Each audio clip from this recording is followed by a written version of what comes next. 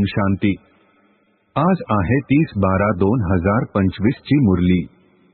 महावाक्य आहे, गोड मुलांनो, पापापासून मुक्त होण्याकरिता विश्वासू ऑनेस्ट अर्थात प्रामाणिक बनून आपले कर्म कथा बाबांना लिहून द्या, तर अर्धे माफ होईल। प्रश्न आहे, संगमयुगावर तुम्ही मुले कोणते बीज लावू शकत नाही? उत्तर आहे, देहभिमानाचे। या बीजापासून सर्व विकारांची झाडे उत्पन्न होतात। यावेळी संपूर्ण दुनियेमध्ये 5 विकारांची झाडे आलेली आहेत।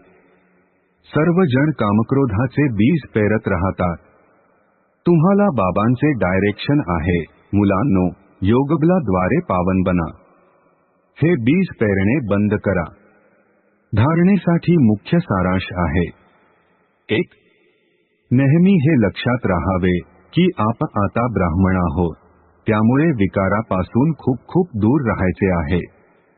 कधीही क्रिमिनल असॉल्ट अर्थात विकारांचे आक्रमण होऊ नये। बाबांशी खूप ऑनेस्ट अर्थात प्रामाणिक राहायचे आहे। 2. दुहेरी मुकुटधारी देवता बनण्याकरिता अतिशय गोड बनायचे आहे। बुद्धीची तार स्थिर ठेवायची आहे। राजयोगाची तपश्चर्या करायची आहे। आजचे वरदान आहे, नेहमी बेहदच्या स्थितीमध्ये स्थित राहणारे बंधनमुक्त जीवनमुक्त भव। स्पष्टीकरण आहे, देहाभिमान हद्दची स्थिती आहे आणि देही अभिमानी बनणे ही आहे बेहदची स्थिती। देहामध्ये आल्याने अनेक कर्मांच्या बंधनामध्ये हदमध्ये यावे लागते, परंतु जेव्हा देही अभिमानी बनता तेव्हा ही सर्व बंधने नष्ट होतात।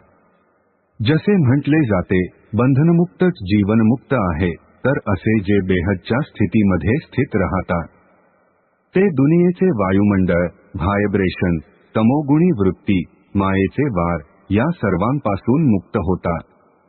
यालाच म्हटले जाते जीवनमुक्त स्थिती, ज्याचा अनुभव संगमयुगावरच करायचा आहे। स्लोगन आहे, निश्चय बुद्धीची निशाणी आहे निश्चित विजयी आणि निश्चिंत। त्यांच्याकडे व्यर्थ येऊ शकत नाही।